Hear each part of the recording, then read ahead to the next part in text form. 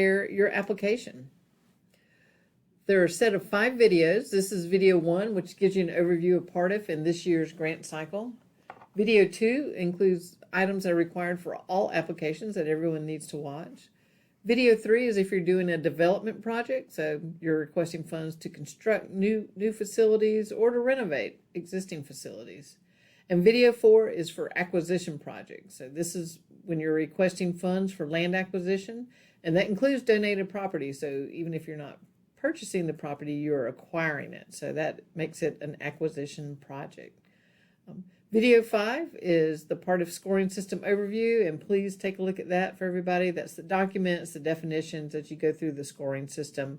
Will help guide you to make a more competitive application. So again, if you're doing development only, please watch these 3 videos. Acquisition only, you can skip the development, watch acquisition video, and then acquisition and development, please watch all videos. But everyone needs to watch the all application and the scoring system video. So with the overview of PARTF, there's certain things that you need to know to complete this application process. Most everything can be found on the official website for the North Carolina Division of Parks and Recreation. We also call it NC State Parks. Go to their website, look on the grant page. So if you click on About Us, you can scroll down to Grants. Click on that, scroll to find the Park and Recreation Trust Fund grant section. There's a lot of links there, and click on the information for applicants, and that will lead you to where you may download the PARTF grant application. It's a fillable PDF form. You can simply click on that to download it, and I suggest that you print it out, review it as you're going through the videos. That way you can take notes and help with any tips and information that you need. Recreation Resources Service, or RRS, we are here to help you. We have 5 regional consultants that will help you review your application, answer your questions as you're preparing it. So please use that. Let us help you. And then application also lists a lot of resources to help with grant preparation, like State Historic Preservation Office, biological resources, a lot of those information. The grant cycle begins in late October, so the application's been released. We have these instructional videos that gives you from October to March to prepare your application and schedule a time with your regional consultant with the RRS to help review that, give you feedback, again, to make it the most competitive project. And then May 1st is when the application is actually due. There's a gap there because you need time to, please schedule time because we have a lot of applications that we review, and you need to have time to make any suggestions that we provide. Early summer is our grants team will be reviewing and evaluating the scoring system. And then in late summer, typically late August, the Park Authority meets and they will select grantees, so who gets awarded. And then it's fall, typically in November, when contracts are signed. So keep that in mind. We're at that point now, so it'll be a year from now, should you be selected, that you can actually begin the project. So you cannot begin until those contracts are signed, or the cost would be ineligible. So again, key dates, October to November. We're through that now. We've got the application videos. May 1st of 2023 is when the applications must be postmarked or received by the Division of Parks and Recreation. And then late summer, the Park Authority meets. Now, this big reminder here is when you submit it, include a tracking number when you're mailing it, or if you're shipping it with FedEx or UPS. Mailed applications must be postmarked by May 1st and be sent to the division at the Mail Service Center.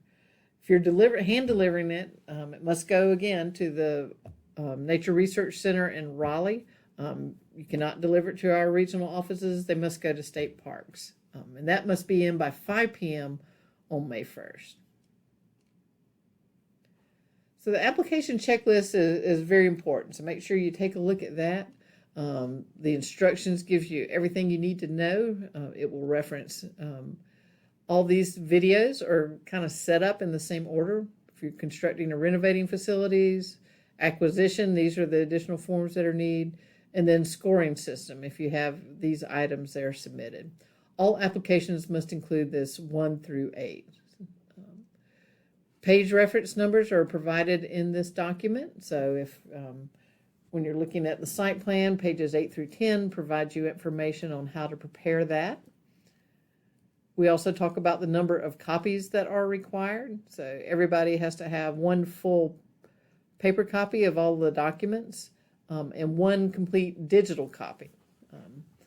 The digital copy would be placed on a thumb drive. And notice that the copies required, everything is one except for 2 items. So the description and justification and the site plan, we need 15 copies of each on the paper version. So as you do that, that's what's given to the Park Authority. Those are the 2 documents that you submit that they see. And we want to make sure that your description and then the site plan are how you intended for them to see it, rather than relying on us to print. Please do that and provide those copies. Some things are only if applicable. So in this example, if you're not building something with a local school, you would not need to have that. So that would not be applicable. The only time that site control for your attorney certification is not applicable is if you're requesting to acquire property with PARTF. You would not have site control if you have not yet purchased it. Otherwise, you must have that or it could be ineligible. On these lower section here on the scoring system, those are if available. Not everybody will have all of these items, so if it's not available, you would not submit it or get points for it. And then on the naming conventions, please look at what's in parentheses. So the checklist for submitting checklist, you can number that number 1, checklist. Land value would be named land value. So go through all of these and please name them in this manner with the numbering system, and that will help us most efficiently as we review all of the applications. That helps us sort through those much easier. So eligible applicants are counties and incorporated municipalities. Joint applications are eligible. Reach out to your consultant if you're thinking about doing one of those. There's a few little caveats to that. If you're doing land acquisition or development on a single site, those are eligible projects. Development, also remember, development includes renovation. And by single site, we need 1 park. So, if you were say, hey, I want to apply to put 5 playgrounds on 5 different park sites around our city, that would not be eligible as 1 project. You could submit 5 applications for that, but it must be a single site. You may request up to $500,000, and you're required to match it with at least $500,000. You do not have to apply for that much. Again, it's a dollar-for-dollar match, so keep in mind that the appraised value of donated land, if you're doing an acquisition project and the landowner is going to donate it or sell it at a bargain sale, you may use that donated value as part of your match. So please reach out to your RRS consultant to talk about that, and we can work through that with you. But if you've already taken title to the land, that would not be eligible.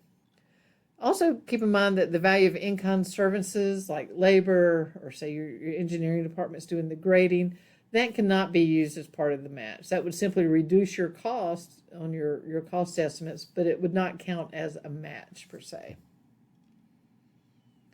Also remember that the PARTF program is for public park and recreation. So any property that's acquired with PARTF would be dedicated, would have a deed restriction, dedicating it in perpetuity for public recreational use. So it's a great way to protect some open space, some parks for generations in the future. Facilities that you're building or renovating with the PARTF grant must be used for public recreation for 25 years minimum. So keep in mind that if you've some facilities, if say a trail gets washed out that was funded with PARTF, you would be responsible for getting it back in repair and using your own funds to get that in order. Or a playground that needed replaced that was purchased with PARTF funds or developed with PARTF funds, 10 years ago. You cannot come back to PARTF to pay for that, and you must, to keep it in recreational use, it would be the applicant's responsibility to cover those expenses. So if you're thinking about applying this year for something that was previously funded with PARTF, or you're not sure if it was previously funded with PARTF, please reach out to RRS and we can look through those records and files and let you know and talk you through those options. So evaluation, PARTF staff with RRS and the DPR grants team, we divide up in scoring teams, evaluate all the applications.